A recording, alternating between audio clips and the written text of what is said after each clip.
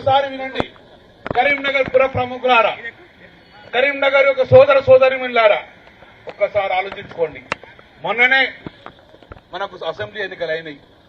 మీరందరూ ఒక దీవిచ్చిర్రు. గంగుల కమలాకర్ అభివృద్ధి చేసిండు కదా, ఈ గంగుల కమల అభివృద్ధి చేసింది కాబట్టి ఒకసారి ఓటేద్దాం, మళ్ళొక్కసారి 4 సార్లు ఓటేద్దామని చెప్పేసి 4వ ఎమ్మెల్యే గెలిచేందుకు మీ అందరికి శిరస్సు వంచి నేను నమస్కారం తెలియజేసుకుంటున్నా. మరి నేను ఎందుకు గెలిచిన? నేను నాకు ఏదైనా చేస్తాను. ఈ రోజు కరీంనగర్ అద్భుతంగా అభివృద్ధి చెందింది. దానికి ముఖ్యమైన పాత్ర వహించింది మన వినోద్ కుమార్ గారు. ఈ రోజు కరీంనగర్ నగరం ఇట్లా రాష్ట్రంలోనే 2వ నగరంగా మారిందంటే దానికి నాకు సహకరించిన వినోద్ కుమార్ గారిని గర్వంగా చెప్తాం. ఎందుకంటే ఆ రోజు స్మార్ట్ సిటీ వచ్చింది తెలంగాణకు. ఒకటి హైదరాబాద్, ఒకటి వరంగల్. ఈ 2 నగరాలకే స్మార్ట్ సిటీ ఇవ్వడం జరిగింది. జనాభా ప్రాతిపదికన 2టికే వస్తాయని చెప్తే ఆ రోజు వినోద్ కుమార్ గారు, నేను పార్లమెంటు సభ్యునిగా ఉన్నాను, నా కరీంనగర్ నగరం అభివృద్ధి కావాలి, ముఖ్యమంత్రి గారు మీరు ఏమని చేయండి, ఈ నగరాన్ని స్మార్ట్ సిటీ తేవాలని చెప్తే అర్హత లేకున్నా కూడా ఆ రోజు కేసీఆర్ గారిని ఒప్పించి కేసీఆర్ గారి దగ్గర లెటర్ తీసుకొని ఆ రోజు నేను ఎమ్మెల్యేగా వినోద్ కుమార్ గారు ఎంపీగా ఉండి ఆ రోజు కేంద్ర ప్రభుత్వం దగ్గరికి వెళ్లి వెంకయ్యనాయుడుతో మాట్లాడి ఆ రోజు అర్హత లేకుండా కూడా అర్హతను సాధించుకొని ఆ రోజు మనము స్మార్ట్ సిటీ తీసుకొచ్చిన ఘనత ఈ రోజు వినోద్ కుమార్ గారు. మరి నేను ఒకటి అడుగుతున్నాను, ఆ రోజు వినోద్ కుమార్ గారు ఏ పార్టీ నుంచి గెలిచిండ్రు ఎంపీగా? మన బీఆర్ఎస్ పార్టీ టిఆర్ఎస్ గెలిచిండ్రు. ఆ రోజు అధికారం ఉన్నది, బీజేపీ ప్రభుత్వం ఉన్నది. అంటే బీజేపీ ప్రభుత్వం ఉన్నా కూడా వినోద్ కుమార్ గారు తన ప్రశ్నించే గొంతుగా ఉండి న్యాయమైన కోరిక కోసం కొట్లాడి ఆ రోజు పార్లమెంట్ లో కొట్లాడుకొని ఈ రోజు కరీంనగర్ కు స్మార్ట్ సిటీ తీసుకొచ్చింది. కాబట్టి వేల కోట్ల రూపాయలతోటి మీ కరీంనగర్ కళ్ళ ముందు అభివృద్ధి కనబడుతుంది. అవునా లేదా? ఒక్కసారి దానికి కారకులు వినోద్ కుమార్ గారు నాకు చేదోడుగా వాద ఉన్నాడు. రాష్ట్రం నుంచి నేను నిధులు తీసుకొచ్చి తన కేంద్రం నుంచి నిధులు తీసుకొచ్చి ఈరోజు అద్భుతంగా డెవలప్ చేసినాం. అంటే కేంద్రంలో మాట్లాడి తీసుకొచ్చినందుకు ఏ పార్టీ అవసరం లేదు, ప్రశ్నించే గొంతుగా ఉండాలి. ఆ ప్రశ్నించే గొంతుకని వినోద్ కుమార్ గారు ఉన్నారు. మరి ఈ రోజు నన్ను ఎమ్మెల్యే గెలిపించారు. కాంగ్రెస్ పార్టీ రాష్ట్రంలో అధికారం ఉంది, వాళ్ళు ప్రశ్నిస్తారా? వాళ్ళు ప్రశ్నించే గొంతుగా మూగపోయినాయి. కేంద్రంలో బీజేపీ ఉన్నది, వాళ్ళు ప్రశ్నిస్తారా? వాళ్ళు మూగలేరు. మరి ప్రశ్నించే గొంతుకు ఎవరుండాలి? తెలంగాణ రాష్ట్ర ప్రయోజనాలు కాపాడాలంటే ఎవరుండాలి?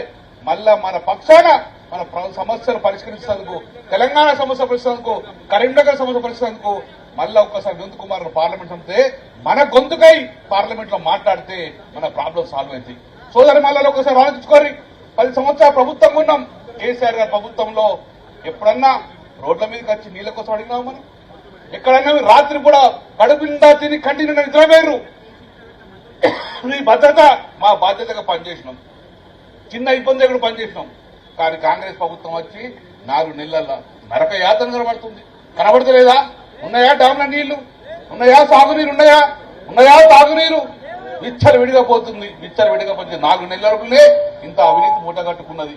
మరి దీనికి మళ్లీ పార్లమెంట్లుగా ఓట్లాడే హక్కు ఉందా వాళ్ళకు? ఈ బీజేపీకి కాంగ్రెస్ ఓట్లాడే హక్కు ఉన్నదా? ఎవరన్నా ఈ ఓట్లాడే హక్కు ఉందంటే, అభివృద్ధిని చూపించడం ఇక మా ఇద్దరికే ఈ రోజు ఓట్లాడే హక్కు ఉన్నది. అందుకే సోదరి మందారు ఒక్కసారి అభివృద్ధి చేయాలంటే మేమిద్దరం వేసినాం, రేపు అభివృద్ధి చేసే చూడంగా మేమిద్దరం వేస్తాం. కాబట్టి double engine Gangula Kamalakar engine, ఇంకొక ఇంజన్ తయారైంది మా ఇద్దరికి. మేమిద్దరం పోతాం, మేమిద్దరమే పట్టుకొస్తాం. రాష్ట్రంలో మేము గొంతుకైతాం, కేంద్రంలో తన పార్లమెంట్ లో గొంతుకైతాడు. మేము ప్రశ్నించే గొంతుకలేక అభివృద్ధి ఆగుతుంది. మనం పన్ను కడుతున్నాం కదా. అందుకే సోదరులారా, గెలిపించిన ప్రభుత్వంలో మాట్లాడరు, మూతికి బ్యాండేజ్ చేసుకుంటారు. మేము ప్రతిపక్షం ఉన్నాం కంటే మేమే గలమవుతాం.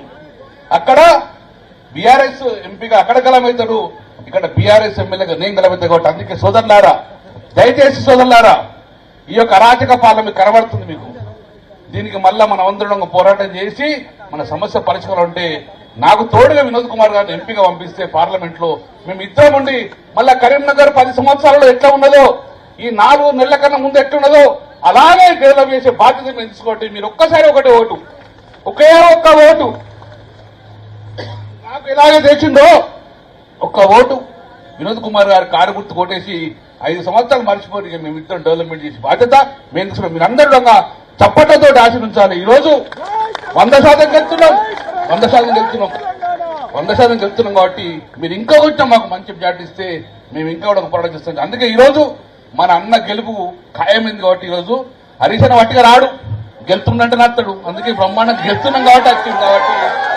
నేను రాడు కాబట్టి అందుకే ఇంకొంచెం ఎక్కువ మంచి మెజార్టీ ఇస్తే అద్భుతంగా మనం సేవ చేసుకుంటాం కాబట్టి మీ అందరికీ పేరు. అందుకే గౌరవనీయులు హరీష్ అన్న వచ్చింది కాబట్టి మరొకసారి మనము మరి ఓట్లేస్తామా అని ఒకసారి హరీష్ అన్న ముందు సంపర్లు కొట్టాలని చెప్పింది. హరీష్ అన్న ఎవరో కాదు మన కరీంనగర్ బిడ్డ కాబట్టి గెలిపించుకున్న బాధ్యత ఉంది కాబట్టి అందుకే ఇప్పుడు మరి పార్లమెంట్ సభ్యులుగా ఏం చేస్తారో చెప్పాలి కదా. గతంలో చేసినాం, మళ్ళీ ఏం చేస్తారో చెప్పాలని మా అన్న వినోదంగా మాట్లాడుతూ కోరుతున్నాం. జై తెలంగాణ. మన నగర పార్టీ అధ్యక్షులు హరిశంకర్ గారు, అదేవిధంగా మన నేటి ముఖ్య అతిథి పార్లమెంట్ ఎన్నికల్లో బీఆర్ఎస్ పార్టీగా గులాబీ జెండా అభ్యర్థిగా మన నాయకుడు కల్వకుంట్ల చంద్రశేఖరరావు గారు నన్ను అభ్యర్థిగా ప్రకటించిన తర్వాత కరీంనగర్ ఎంపీగా నన్ను గెలిపించడానికి వచ్చేసినటువంటి మన యువ నాయకుడు, తెలంగాణ ఉద్యమంలో కీలక పాత్ర వహించినటువంటి హరీష్ గారు, మన ఎమ్మెల్యే గంగుల కమలాకర్ గారు, మన నగర మేయర్ సునీల్ గారు, డిప్యూటీ మేయర్ స్వరూప గారు, వేదికపై ఉన్నటువంటి మన కార్పొరేటర్ సోదరిమణులు సోదరులు, ఇంకా చాలా మంది సీనియర్ నాయకులు ఉన్నారు. అందరికీ పేరు పేరున నా నమస్కారాలు. మే 13వ తారీఖు నాడు పార్లమెంట్ ఎన్నికలు. ఖచ్చితంగా ఇంకో నెల రోజులున్నాయి.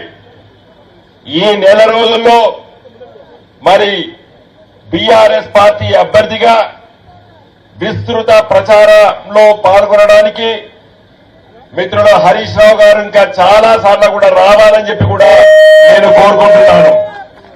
ఎందుకంటే ఇప్పుడు పార్లమెంట్ ఎన్నికలు చాలా ముఖ్యం.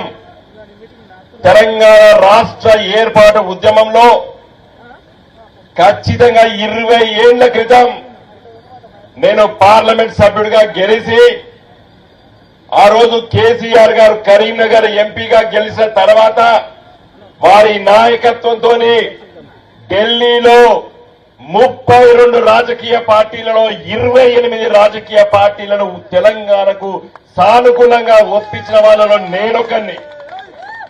తెలంగాణ రాష్ట్రం ఏర్పాటు చెయ్యము అని చెప్పి కాంగ్రెస్ పార్టీ చెబితే ఎంపీ పదవులకు రాజీనామా చేసి మళ్లీ ప్రజల దగ్గరకు వచ్చి మళ్లీ గెలిచినటువంటి అభ్యర్థిగా ఆ రోజు నేను పార్లమెంట్ లో మళ్లీ అడుగుపెట్టి తెలంగాణ గొంతు వినిపించి ఉద్యమం నడిపించి తెలంగాణను సాధించుకున్నాం.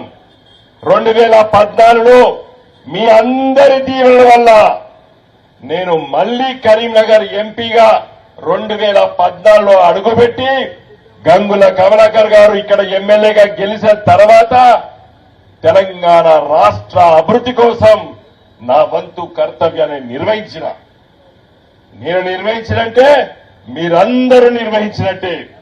ఇటు గోదావరి నది అటు కృష్ణా నదిపై కట్టినటువంటి ప్రాజెక్టుల అనుమతులు, వాటికి రావాల్సినటువంటి డబ్బుల విషయంలో, అదేవిధంగా కరెంటు ఉత్పత్తి కేంద్రాల అనుమతులకి వాటి కట్టడానికి కావలసినటువంటి డబ్బుల కోసం నేను ఢిల్లీలో మన తెలంగాణ అభివృద్ధి కోసం నా వంతు కర్తవ్యాన్ని నిర్వహించిన. కరీంనగర్ పార్లమెంటు సభ్యుడు అంటే యావత్తు పార్లమెంట్ లో తెలిసినట్టు దాదాపు 106 సార్లు మాట్లాడిన, దేశ సమస్యలు మాట్లాడినా, రాష్ట్ర సమస్యలు మాట్లాడినా, ముఖ్యంగా మన కరీంనగర్ సమస్యలు మాట్లాడినా. ఇంతకుముందు గంగుల కమలాకర్ గారు చెప్పినట్టు నేను ఢిల్లీలో కరీంనగర్ నగరానికి 1000 కోట్ల రూపాయలు తీసుకొచ్చిన. ఇలా ఇంకా 200-300 కోట్ల రూపాయల పనులు ఇంకా ప్రారంభం కాలేదు. చాలా పనులు అయినాయి. ఈ రోజు కరీంనగర్ లో రోడ్లు కానివ్వండి, కరీంనగర్ లో ఉన్నటువంటి సందులో ఉన్నటువంటి సీసీ రోడ్లు కానివ్వండి, ఇలా ఐటీ టవర్ కానివ్వండి, కేబుల్ బ్రిడ్జ్ కానివ్వండి, రివర్ ఫ్రంట్ కానివ్వండి, లైబ్రరీ బిల్డింగ్ కానివ్వండి, కరీంనగర్ లో చాలా విషయాల పట్ల మరి నగర మున్సిపల్ కార్పొరేషన్ ఆధ్వర్యంలో పనులు విస్తృతంగా జరుగుతున్నాయి ఈరోజు. ఇవే కావు, కరీంనగర్ అభివృద్ధి జరగాలంటే ఇదొక విద్యా కేంద్రంగా ఉండాలి.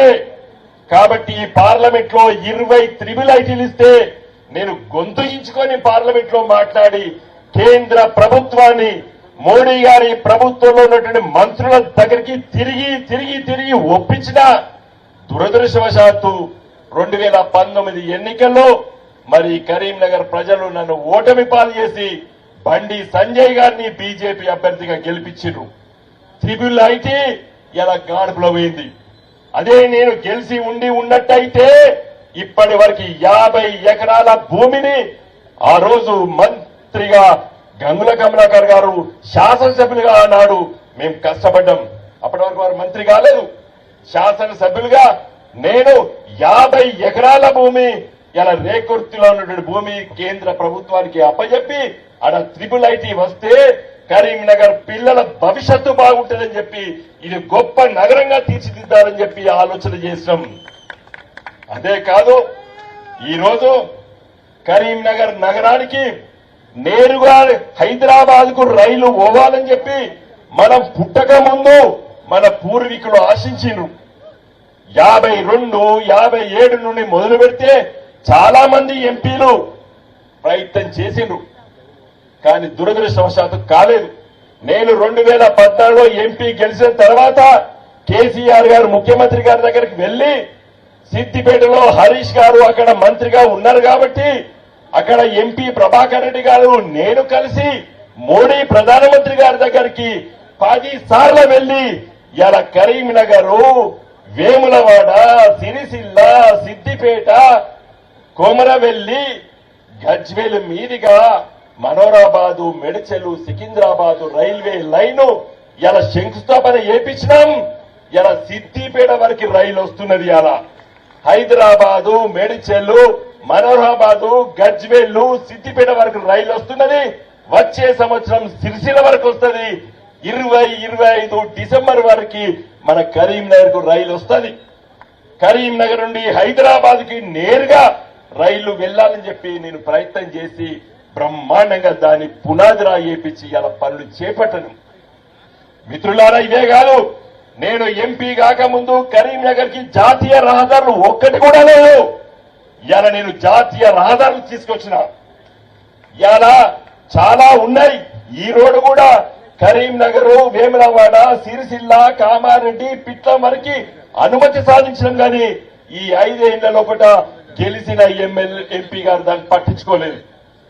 ఇంకా ఎస్సీ ఆఫీసు, నేను జాతీయ రహదారుల ఎస్సీ ఆఫీసు నేను ప్రారంభించిన మన R&D ఆఫీస్ పక్కకి ఇవాళ దాని మీద దుమ్ము పట్టుతున్నది. కుర్చీ మీద, టేబుల్ మీద దుమ్మున్నది. నేను ఎంపీగా ఉన్నప్పుడు ఒక ఎస్సీ ఆఫీస్ ఓపెన్ చేసి ఇక్కడ పనులు జరపాలని చేసినాం, కానీ చేయలేకపోయినారు ఇప్పుడున్న ఎంపీ గారు. నేను అడుగుతున్నా, ఎంపీ పదవి కేంద్రంలో, ఢిల్లీలో, పార్లమెంట్ లో ఉండి కేంద్ర ప్రభుత్వం నుంచి వెళ్ళి రాష్ట్రానికి, తమ నియోజకవర్గానికి పని చేయాలి. మరి నన్ను ఓడగొట్టి గెలిచిన ఎంపీ సంజయ్ గారు ఆయన పార్టీలో చాలా బాగా నిమగ్నమైపోయిండు. నన్ను ఓడగొట్టినందుకు, ఆయన ఎంపీ గెలిచినందుకు రాష్ట్ర పార్టీ అధ్యక్షుడిగా కొంతకాలం పనిచేసిండు. మరి ఎందుకు తీసేసిండ్రో, రాష్ట్ర అధ్యక్ష పదవి తీసేసిన తర్వాత మళ్ళా కేంద్రానికి పంపించిండ్రు. ఎప్పుడైనా నేను ఛాలెంజ్ చేస్తున్నా, ఇవాళ నేను 100 చర్చల్లో నేను టీవీలలో చూపిస్తా, లేకపోతే ఎల్ఈడి స్క్రీన్ లో చూపిస్తా. బండి సంజయ్ గారు కరీంనగర్ నియోజకవర్గానికి, కరీంనగర్ ప్రజల కోసం ఆరాట పడ్డట్టు ఒక్కటి చూపియని చెప్తున్నా. నేను కేసీఆర్ గారిని కాసిం, రజ్వీ అని లొల్లి పెడతాడు పార్లమెంట్ లో. ఎందుకు గెలవాలి పార్లమెంట్ సభ్యుడు? ప్రజల సమస్యలు పరిష్కారం కోసం గెలవాలి. ఆయన ఎంపీగా ఉన్నప్పుడు ఎమ్మెల్యే ఎందుకు పోటీ చేసిండు మొన్న గంగుల కమలాకర్ గారి పైన నేను అడుగుతున్నాను. నీకు చిత్తశుద్ధి లేదు పార్లమెంట్ సభ్యుడిగా పనిచేయాలని? నిజంగా నీకు చిత్తశుద్ధి ఉండి పార్లమెంట్ సభ్యుడిగా పనిచేయాలంటే మొన్న ఎంపీగా ఎమ్మెల్యేగా ఎందుకు పోటీ చేస్తాడు? ఈ ఎంపీ పదవి ఏమైనా పునరావాస కేంద్రమా? ఓడిపోయినలకు మళ్ళీ గెలిపించడానికి? ఈ ఎంపీ పదవి ఓటమి పైన ఎమ్మెల్యే ఓడిపోతే ఎంపీగా కట్టబెట్టాలా?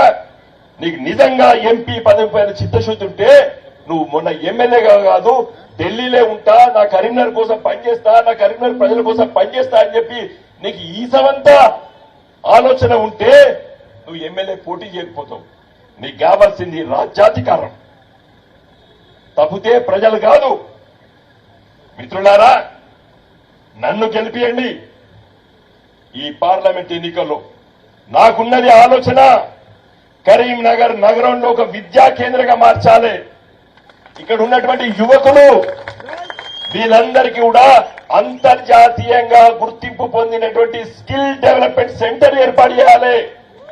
నేను పార్లమెంట్ సభ్యుడిగా పార్లమెంట్ డెలిగేషన్ లో సింగపూర్కి వెళ్లి ఒక బ్రహ్మాండమైనటువంటి ఇన్స్టిట్యూట్ తో మాట్లాడి రావడం జరిగింది. ఎన్నికలు వచ్చినాయి, నేను ఓడిపోయినా, పని చేయలేకపోయినా.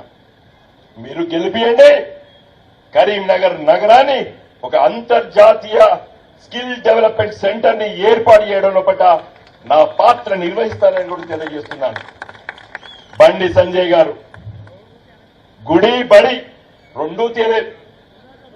గుడి తేలేదు, బడి తేలేదు.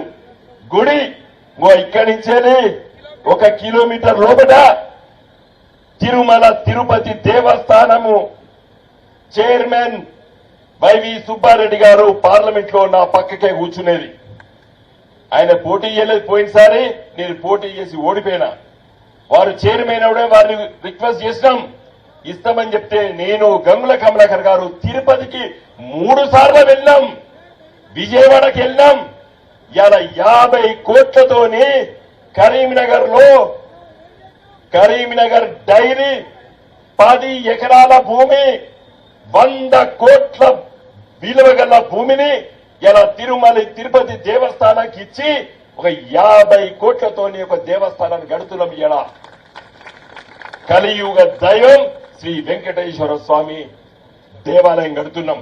గంగుల కమలాకర్ గారు చెప్తున్నారు, ఇస్కాన్ శ్రీకృష్ణుని టెంపుల్ ఇవాళ మానేరు రివర్ ఫ్రంట్ పక్కకు వాళ్ళను కోరి మాట్లాడి భూమి కేటాయించి కడుతున్నాం.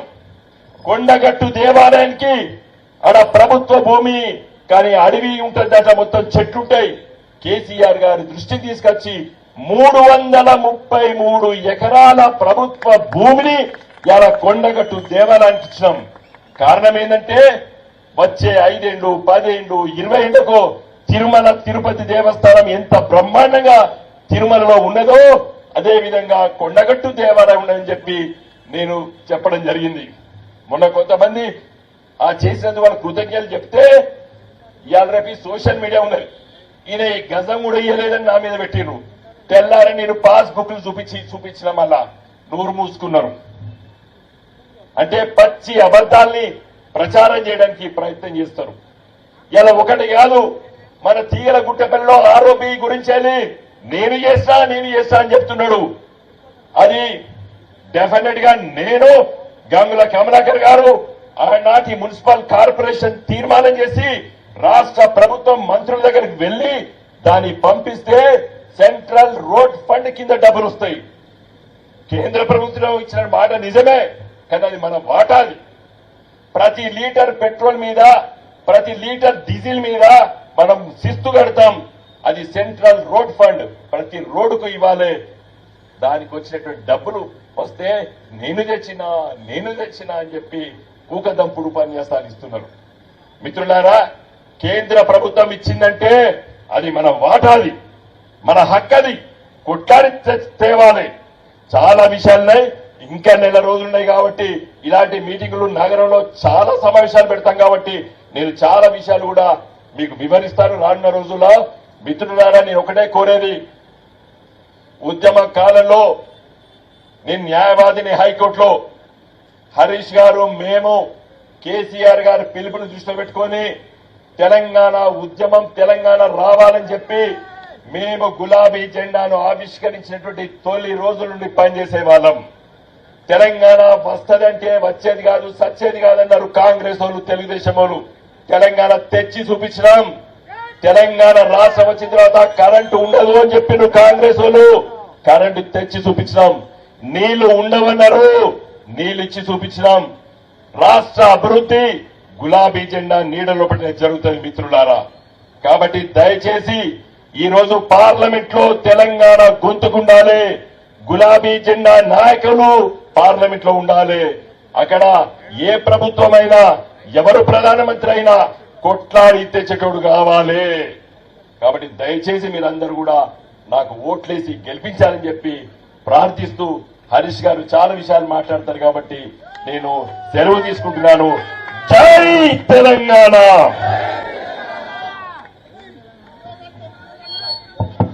జై తెలంగాణ.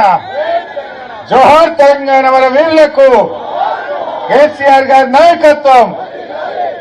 గౌరవనీయులు, సభాధ్యక్షత వహిస్తున్న మన నగర మేయర్ గౌరవనీయులు సునీల్ గారికి, మాజీ మంత్రివర్యులు మిత్రులు గంగుల కమలాకర్ గారికి, మీ అందరి ఆశీస్సులతో కాబోయే మన పార్లమెంట్ సభ్యులు మా అన్న గౌరవనీయులు వినోదన్న గారికి, మన డిప్యూటీ మేయర్ స్వరూప హరిశంకర్ గారికి, రవీందర్ సింగ్ గారికి, మన హుజూరాబాద్ శాసనసభ్యుడు యంగ్ డైనమిక్ ఎమ్మెల్యే పాడి కౌశిక్ రెడ్డి గారికి, సుంకె హరిశంకర్ గారికి,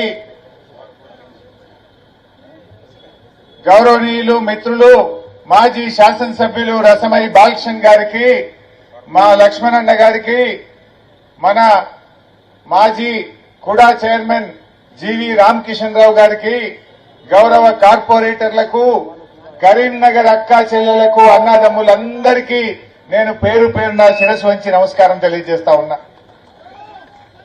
ఈ కరీంనగర్ లో పెరిగి పెద్దయిన వాడిని నేను. ఈ కరీంనగర్ లో చదువుకున్న విద్యార్థిని నేను. నాడు నేను చూసిన కరీంనగర్, నేడు మారిన కరీంనగర్ చూస్తే నా రెండు కళ్ళు సరిపోతలేవు. ఎటు చూసిన అద్భుతమైన రోడ్లు, చక్కటి లైట్లు, ఎంతో అద్భుతంగా ఈ కరీంనగర్ తీర్చిదిద్దబడ్డదంటే అది మన కేసీఆర్ కృషి, మన గంగుల కమలాకర్ గారి ప్రయత్నం, మా వినోదన్న తోడ్పాటు అని చెప్పి చెప్పుకోక తప్పదు. మిత్రులారా, ఒకటే ఆలోచించండి. నిజంగా కరీంనగర్ కు పుట్టినిల్లు లాంటిది బీఆర్ఎస్ పార్టీకి. మన పార్టీ పుట్టి ఏప్రిల్ 27వ తారీఖు కరెక్ట్ గా 24 సంవత్సరాలు కాబోతుంది. అంటే ఇంకో 15 రోజులైతే బీఆర్ఎస్ పార్టీ పుట్టి 24 ఏళ్లు అవుతుంది. పార్టీ పుట్టిన మొదటి నెలలోనే కరీంనగర్ సభతోనే బీఆర్ఎస్ పార్టీ శంకరావాన్ని పూర్తించింది. మరి కరీంనగర్ గడ్డంటే కేసీఆర్ కి ఎంతో ప్రేమ. మొదటి రోజుల్లోనే కరీంనగర్ జిల్లా పరిషత్ ను గెలిపించిన ప్రజలు మన కరీంనగర్ జిల్లా ప్రజలు. కేసీఆర్ గారిని ఎంపీగా కేంద్ర మంత్రి చేసిన ఘనత ఈ కరీంనగర్ ప్రజలకే దక్కుతుంది. 2 సార్లు తెలంగాణ కోసం కేసీఆర్ గారు రాజీనామా చేస్తే కూడా గుండెకు హత్తుకొని ఆశీర్వదించిన గడ్డ ఈ కరీంనగర్ గడ్డ అని చెప్పి నేను గుర్తు చేస్తా ఉన్నా. కేసీఆర్ గారు కేంద్ర మంత్రిగా ఉన్నప్పుడే కరీంనగర్ నుంచి హైదరాబాద్ కు రైల్వే లైన్ మంజూరు చేయించారు. ఆనాటి యూపీఏ ప్రభుత్వంలో వినోదన్న, కేసీఆర్ గారు కలిసి కరీంనగర్ కు రైలు శాంక్షన్ చేయిస్తే ఇవాళ పనులు దగ్గర పడతా ఉన్నాయి. అదేవిధంగా మీరందరూ 2014లో వినోదన్నను ఎంపీగా గెలిపించారు. మరి వినోదన్న విద్యావంతుడు, మంచి మేధావి, మృదు స్వభావి, 10 మందికి సహాయం చేసే గుణమున్నటువంటి వ్యక్తి. కొంతమంది మాటలు ఎక్కువ ఉంటాయి, కానీ మా వినోదన్నది చేతల్లో చేసి చూపించే మనిషి. ఆయన మాటలు తక్కువ మాట్లాడతాడు, ఆయన చేతల్లో చేసి చూపిస్తాడు. ఆనాడు తెలంగాణ ఉద్యమంలో తెలంగాణ కోసం భారతదేశంలోని 28 పార్టీలను ఒప్పించి మెప్పించి లేఖలు తేవడంలో కేసీఆర్ కు కుడిభుజంగా పనిచేసి తెలంగాణ ఉద్యమంలో క్రియాశీలకమైన పాత్ర పోషించింది. 2014లో కరీంనగర్ ఎంపీగా గెలిచి సాధ్యం కానటువంటి, అవకాశం లేనటువంటి స్మార్ట్ సిటీని కరీంనగర్ కు సాధించిన ఘనత కూడా వినోదన్నదే. ఇలా 1000 కోట్ల రూపాయలు కరీంనగర్ కు కేంద్రం నుంచి నిధులు తెచ్చిందంటే మా వినోదన్న కృషి అని చెప్పి మనం ఈరోజు గొప్పగా చెప్పుకోవాల్సిన అవసరం ఉంది. అదేవిధంగా ఇవాళ వినోదన్న జాతీయ రహదారులు ఇక్కడ నుంచి కామారెడ్డి జాతీయ రహదారి గాని, వరంగల్ కరీంనగర్ చొప్పదండి జాతీయ రహదారి గాని, ఎల్కతుర్తి హుస్నాబాద్ మెదక్ జాతీయ రహదారి ఇవన్నీ కూడా సాధించింది వినోద్ కుమార్ గారి. పనిచేసే గుణం ఉండాలి, పనిచేసే తత్వం ఉండాలి, ఆ తెలివితేటలు ఉండాలి. అవి వినోదన్న గారిలో ఉన్నాయి. ఇక్కడ మొన్న మీరు భావోద్వేగాలు రెచ్చగొట్టే ఎంపీగా బండి సంజయ్ గారిని గెలిపించాం. మరి 5 ఏళ్లలో ఆయన కరీంనగర్ కు సాధించింది ఏందో ఒక్కటైనా చెప్పగలుగుతారా? వినోదన్న పార్లమెంట్ లో అనర్గళంగా హిందీలో ఇంగ్లీష్ లో 106 సార్లు మన కరీంనగర్ కోసం, మన తెలంగాణ కోసం పార్లమెంట్ లో మాట్లాడింది. సంజయ్ గారు ఎప్పుడైనా మా కరీంనగర్ కి ఇది కావాలి, మా కరీంనగర్ కోసం ఇది కావాలని ఒక్కసారన్న పార్లమెంట్ లో మాట్లాడిండా అని నేను అడుగుతా ఉన్నా. మరి మనం కూడా ఆలోచించాలి. మనకు మంచి చేసే వాళ్ళెవరు, మనకు మేలు చేసే వాళ్ళెవరో దయచేసి ఆలోచించాలని విజ్ఞులైన కరీంనగర్ ప్రజలను నేను కోరుతా ఉన్నా. ఏమిచ్చింది బీజేపీ? 10 ఏళ్లు బీజేపీ అధికారంలో ఉంటే, 10 ఏళ్ల కేంద్ర ప్రభుత్వంలో ఈ తెలంగాణకు గాని, ఈ ప్రజలకు గాని చేసిన ఒక్క మంచి పని చెప్పగలుగుతారా? చేసింది 60 రూపాయలున్న పెట్రోల్ డీజిల్ ధరల్ని 100 రూపాయలు చేసింది. 400 ఉన్న సిలిండర్ ధరను 1000 రూపాయలు చేసింది. నిరుద్యోగం పెంచింది, పేదరికం పెంచింది, ఆకలి పెంచింది. ఇంతకు మించి బీజేపీ చేసింది. నిత్యావసర వస్తువుల ధరలు బాగా పెరిగిపోయినాయి 10 ఏళ్ల బీజేపీ పాలనలో. పెట్రోల్ డీజిల్ ధరలు పెరిగిపోయినాయి.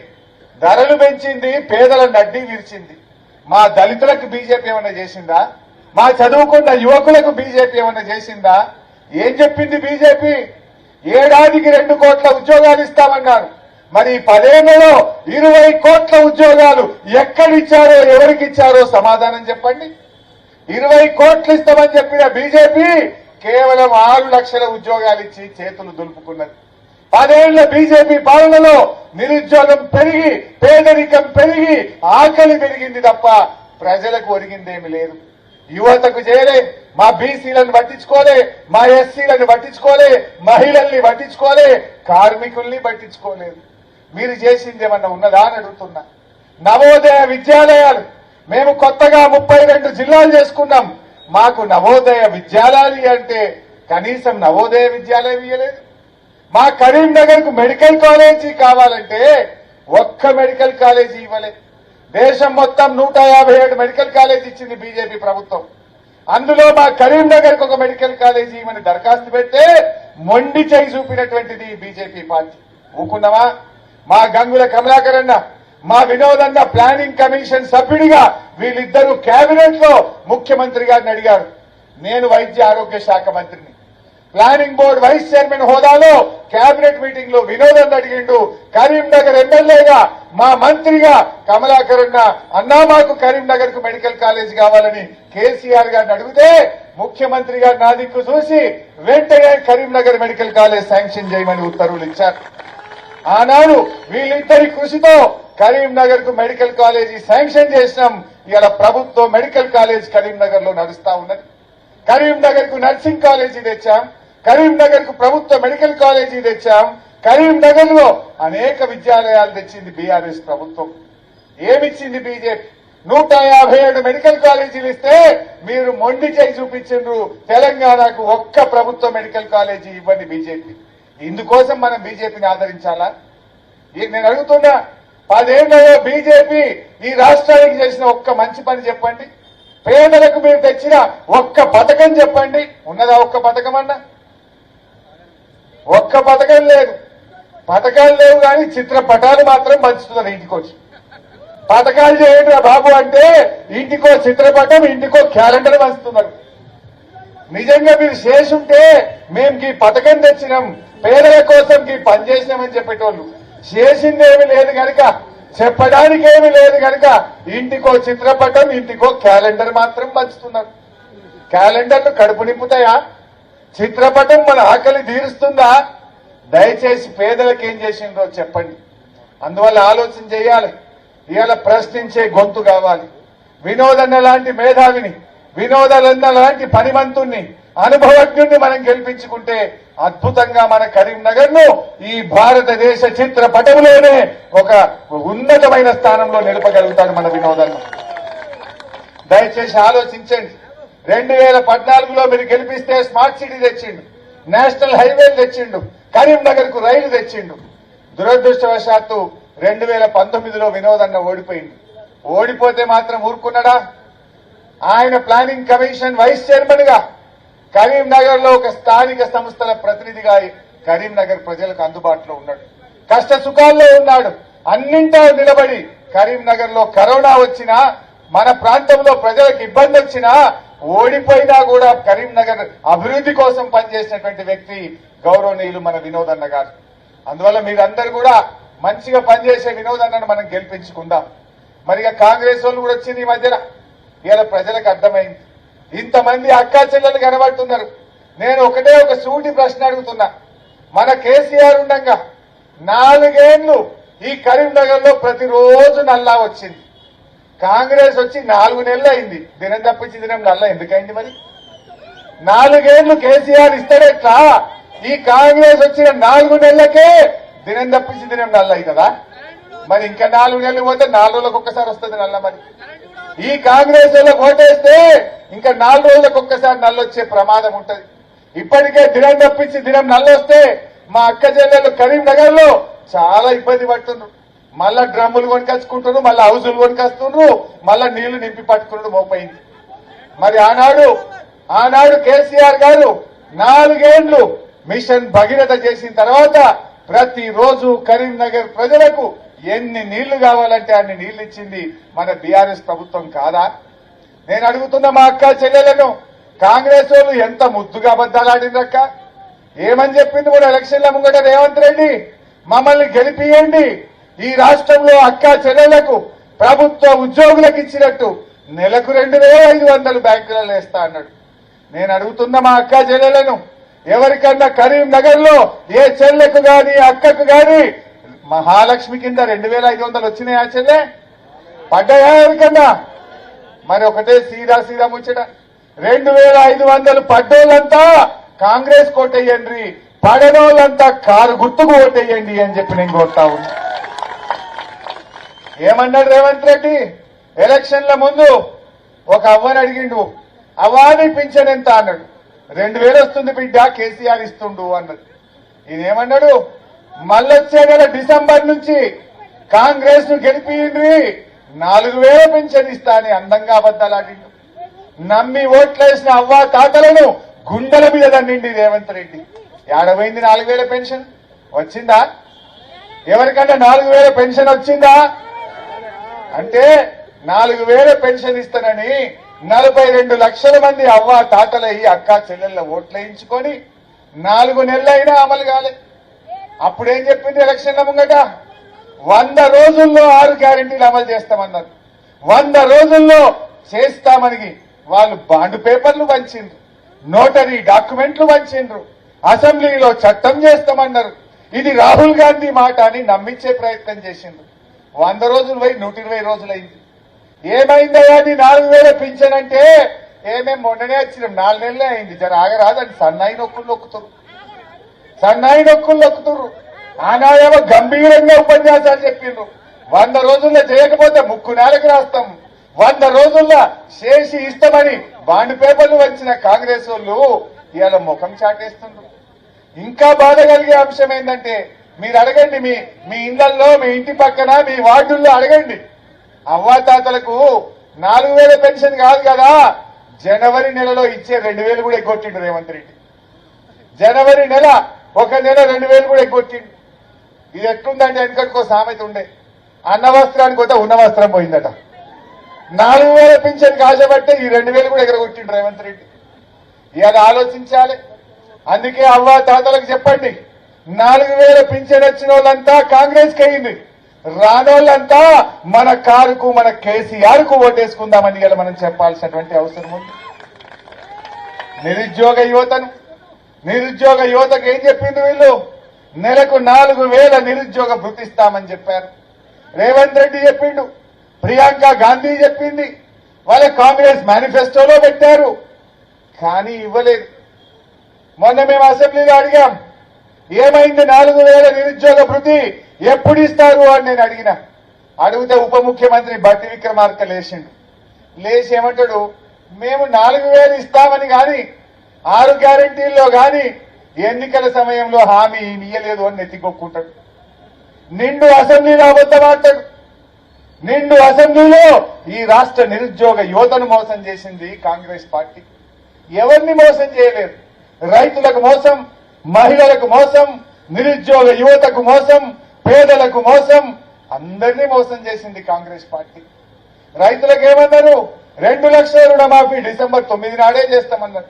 15,000 రైతు బంధు ఇస్తామన్నారు. 500 బోనస్ ఇస్తామనే బోగస్ మాటలు చెప్పి అధికారంలోకి వచ్చారు. ఏదీ జరగలే. రైతులకు అన్యాయం, మహిళలకు అన్యాయం, నిరుద్యోగ యువతకు అన్యాయం, పేదలైన అవ్వ తాతలకు అన్యాయం. అడుగడుగున మోసం చేసిన ఈ కాంగ్రెస్ పార్టీకి ఓటేస్తే దొరుకుతారా? 4 నెలలనే ఇంత ఆగం పట్టిండ్రు. మల్లగిట్ట ఎంపీ ఎన్నికల్లో గెలిస్తే 4 ఏళ్ల దాకా మనం ఆగమైపోతాం. జాగ్రత్త.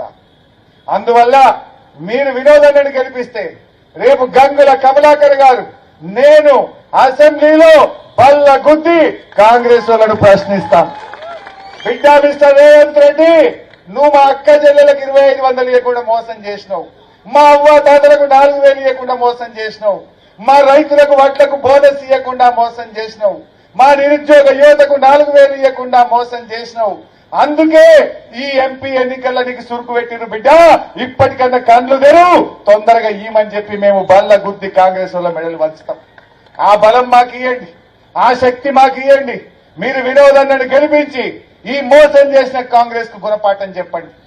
సపోజ్ మీరు తప్పిపోయి మళ్ళా కాంగ్రెస్ పార్టీకి ఓటేసిందనుకో, ఏమంటాడు రేవంత్ రెడ్డి? నేను మా కమలాకరన్నో లేచి అసెంబ్లీలో అడిగినామనుకో, ఏమంటాడు? ఏమయ్యా కమలాకర్, నువ్వు బాగా మాట్లాడుతున్నావు.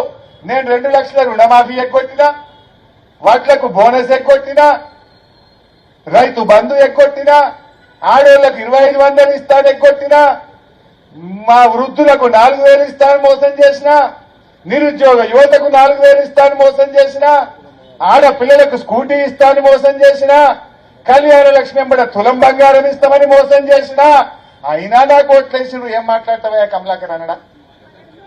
మేము గట్టిగా అడగాలంటే ఏం చేయాలి? బిడ్డ, నిన్ను ఓడగొట్టిండ్రు, నీ కాంగ్రెస్ డిపాజిట్ పోయింది, నీ కాంగ్రెస్ 3rd ప్లేస్ లకు వచ్చింది, నువ్వు మోసం చేసినావు కనుక జనం కరీంనగర్ లో చురుకు పెట్టిండ్రు, జాగ్రత్త అని మేము అడగాలనా వద్దా? ఆ అడిగే బలం మీరు మాకు ఇవ్వాలి. ప్రశ్నించే గొంతును గెలిపించండి. వినోదన్న ఢిల్లీలో పార్లమెంట్ లో కొట్టాడు, గంగుల కమలాకర్ నేను అసెంబ్లీలో కాంగ్రెస్ వాళ్ళ మెడలు వంచుతాం. సొల్లు మాటలు తప్పేమన్నా చెప్తుండ్రా? కాంగ్రెస్ వాళ్ళు పొద్దున టీవీ పెట్టినా, పేపర్ చదివినా ఏమున్నా గట్లయిందట గిట్లయిందట. సొల్లు మాటలు, గ్యాస్ పురాణం, అబద్దాలు తప్ప అసలు ప్రజలకేం చేస్తున్నారు? పరిపాలన గాలి కదిలేసిండ్రు. లోవర్ మానేట్ డ్యాం ఖాళీ అయిపోయింది. తాగడానికి మంచినీళ్లు లేవు, కాలువల కింద వ్యవసాయ పొలాలకు నీళ్లు లేవు. ఆడ పంటలు ఎండిపోతున్నాయి, ఈడ కరీంనగర్ లో అక్కా జిల్లాల గొంతు ఎండిపోతున్నది. ఇదేనా మీ 4 ఏళ్ల పాలన? పరిపాలన చేత కాదు, ప్రజలకు ఇచ్చిన హామీలు అమలు చేయరాదు, కానీ సొల్లు మాటలు మాట్లాడతారు. మొన్న కరీంనగర్ కు మన కేసీఆర్ వచ్చింది. కరీంనగర్ కు కేసీఆర్ వచ్చి ఏమడిగిండు? అరే పంటలు ఎండిపోతున్నాయి, తాగడానికి నీళ్లు లేక గొంతు ఎండిపోతున్నది, ప్రజలు ఇబ్బందుల్లో ఉన్నారు, రైతులు కష్టాల్లో ఉన్నారు, గా వడ్లకు 500 బోనస్ ఇవ్వమని కేసీఆర్ అడిగిండు. ఏమంటాడు రేవంత్ రెడ్డి? ఒక ముఖ్యమంత్రి మాట్లాడే భాషన? ఒక ముఖ్యమంత్రి మాట్లాడతాడా? కేసీఆర్ నీ చెడ్డి ఉడగొట్టా అంటాడు. నువ్వేమన్నా చెడ్డి ఉడగొట్టడానికి నువ్వేమన్నా చెడ్డి గ్యాంగ్ సభ్యుడివా?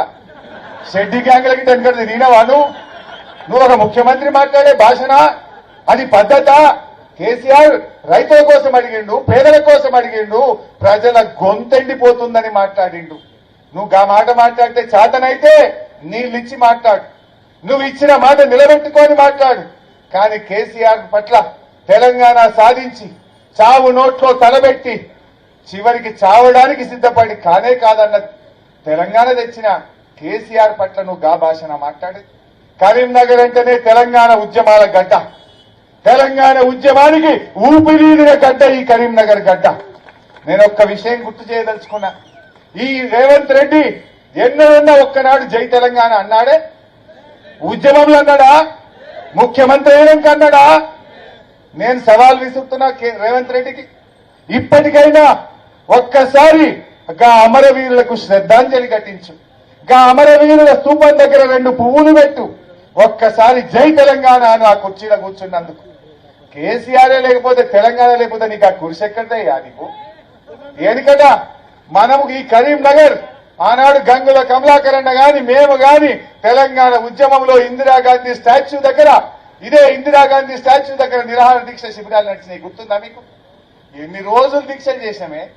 జేఏసీ పెట్టి మన ఇందిరాగాంధీ స్టాచ్యూ దగ్గర నెలల తరబడి సంవత్సరాల తరబడి దీక్షలు చేసినాం, వంట వార్పు చేసినాం. మనం పోరాడితే హైదరాబాద్ నుంచి రేవంత్ రెడ్డి కరీంనగర్ కు తుపాకీ తీసుకొని బయలుదేరి, తుపాకీ తీసుకొని కరీంనగర్ కు బయలుదేరి ఎవర్రా జై తెలంగాణ అనేది? జై తెలంగాణ అంటే కాల్ చేస్తాను తుపాకీ పట్టుకొని బయలుదేరినటువంటి వ్యక్తి దురదృష్టవశాత్తు ఈ రాష్ట్రానికి ముఖ్యమంత్రి అయింది. అరే అయితే అయిండు. ఎన్నడన్నా టీవీల్లో పేపర్లలో తెలంగాణ సాధనలో అమరులైన విద్యార్థి అమరులకు ఒక్కనాడన్న 2 పూలు పెట్టినాడా ఈ మనిషి? ఒక్కనాడు శ్రద్ధాంజలి ఘటించిండా ఈ మనిషి? దయచేసి ఆలోచన చేయండి. ఉద్యమాల గడ్డ ఈ కరీంనగర్ లో మరి అటువంటి సమైక్యవాద అడుగులకు మడుగులొస్తే ఈ కాంగ్రెస్ పార్టీ నాయకుడిని రేవంత్ రెడ్డిని సమర్థిద్దామా? దయచేసి ఆలోచించండి.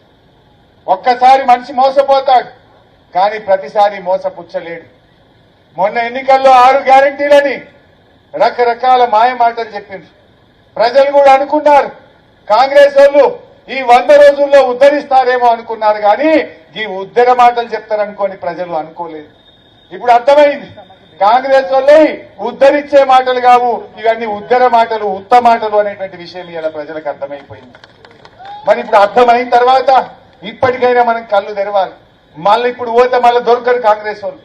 ఈ పార్లమెంట్ ఎన్నికలు అయితే ఇంకా 4.5 ఏళ్ల దాకా దొరకరు. అందువల్ల ఇప్పుడు దొరికినప్పుడే ఈ పార్లమెంట్ ఎన్నికల్లో కాంగ్రెస్ పార్టీ గుణపాఠం చెప్పాలి. ఇంకో విషయం జాగ్రత్తగా వినండి. గతంలో మనం ఏమన్నారు? అసెంబ్లీ ఎలక్షన్లప్పుడు బీజేపీ వాళ్ళు బీఆర్ఎస్ వాళ్ళు ఒకటే అని బదనాం చేసిండ్రు, మనం బురద తల్లిండ్రు. ఇద్దరు ఒకటే అన్నారు. ఇప్పుడు ఎవరు ఒకటైండ్రు? బడే బై చోటే బై ఇద్దరు ఒకటైంది. ఈ చోటే బై మొన్న మోడీ గారు వస్తే ఏమన్నాడు? మోడీ గారిని పట్టుకొని బడే భాయ్ ఆగే భీ తుమారా ఆశీర్వాద్ హమే రహనా చాహియే, భవిష్యత్తులో కూడా మోడీ గారు మీ ఆశీర్వాదం మాకు ఉండాలంటుండ్రు రేవంత్ రెడ్డి. अब कौन मिल गया? बड़े भाई छोटे भाई दोनों मिल गया. बीजेपी और कांग्रेस दोनों शेक हैंड ले लिया. एक तरफ राहुल गांधी बोलता है कि ये अदानी साहब वो मोदी साहब का चमचा है, अदानी साहब के पास पूरा मोदी साहब का पैसे है बोल के बोलते, लेकिन रेवंत रेड्डी जाके अदानी साहब से गला मिलता, अदानी साहब से अग्रीमेंट कर लेता. अब राहुल गांधी का बात सही है या रेवंत रेड्डी का बात सही है? आज रेवंत रेड्डी ने बीजेपी से मिला हुआ है. దయచేసి ఆలోచించండి. కరీంనగర్ లో ఇప్పటిదాకా ఎందుకు కాంగ్రెస్ పార్టీ ఎంపీ అభ్యర్థిని ఫైనల్ చేయలేదు? లోకమంతా పెడతారు అంటే కరీంనగర్ లో కాంగ్రెస్ వాళ్ళు బీజేపీ వాళ్ళు గెలవాలని ఇద్దరు ఒకటైపోయింది. వినోద్ అన్న మేధావి విద్యావంతుడు, ఈ బీఆర్ఎస్ పార్టీ గెలిచినట్టున్నది కరీంనగర్ లో అని చెప్పి కాంగ్రెస్ వాళ్ళు బీజేపీ వాళ్ళు చీకటి ఒప్పందం చేసుకున్నారు. దయచేసి ఆలోచన చేయండి. ఇవాళ అనేక పార్లమెంట్ సీట్లలో రేవంత్ రెడ్డి గారే బీజేపీ గెలవడానికి చాలా చోట్ల బలహీనమైన అభ్యర్థులను పెడతా ఉన్నాడు. కొన్ని చోట్ల ఇప్పటికీ అభ్యర్థులను పెట్టకుండా కాంగ్రెస్ బీజేపీలు చీకటి ఒప్పందం చేసుకున్నాయి. ఈ 2 పార్టీలు కలిసి బీఆర్ఎస్ దెబ్బతీయాలని కుట్ర చేస్తా ఉన్నారు. బీఆర్ఎస్ అంటే తెలంగాణ. రేపు ఢిల్లీలో పార్లమెంట్ లో జై తెలంగాణ అనాలంటే ఈ గులాబీ జెండోలు అంటారు తప్ప ఈ కాంగ్రెస్ వాళ్ళు అంటారా? ఈ బీజేపీ వాళ్ళు అంటారా? దయచేసి ఆలోచించండి. ప్రశ్నించే గొంతు, తెలంగాణ గొంతుకను ఒక్కసారి మనం గెలిపించుకోవాల్సినటువంటి అవసరం ఉంది, కాపాడుకోవాల్సినటువంటి అవసరం ఉంది. కరీంనగర్ అభివృద్ధిలో ముందుకు సాగాలన్నా, తెలంగాణ ఆత్మ గౌరవం నిలబడాలన్నా, రేపు ఈ కాంగ్రెస్ బీజేపీల మెడలు వంచి పేద ప్రజల హక్కులు కాపాడాలన్నా, కాంగ్రెస్ ఇచ్చిన 6 గ్యారంటీలు 13 హామీలు అమలు కావాలన్నా ఈ ఎన్నికల్లో వినోదన్న గెలవాల్సినటువంటి అవసరం ఉంది. బాగా ఆలోచించండి. ఒక విద్యావంతుడు, ఒక మేధావి, అనుభవజ్ఞుడు వినోదన్న గెలుపులో కరీంనగర్ అభివృద్ధి ఉన్నది, కరీంనగర్ సంక్షేమం ఉన్నది, కరీంనగర్ ప్రతిష్ట పెరుగుతుంది, కరీంనగర్ గౌరవం పెరుగుతుంది. ఈ కరీంనగర్ లో పెరిగి పెద్దవైన ఇక్కడ చదువుకున్న ఒక విద్యార్థిగా నేను కరీంనగర్ శ్రేయోభిలాషిగా వినోద్ అన్నను గెలిపించండి అని మీ అందరినీ పేరు పేరున ప్రార్థిస్తూ జై తెలంగాణ.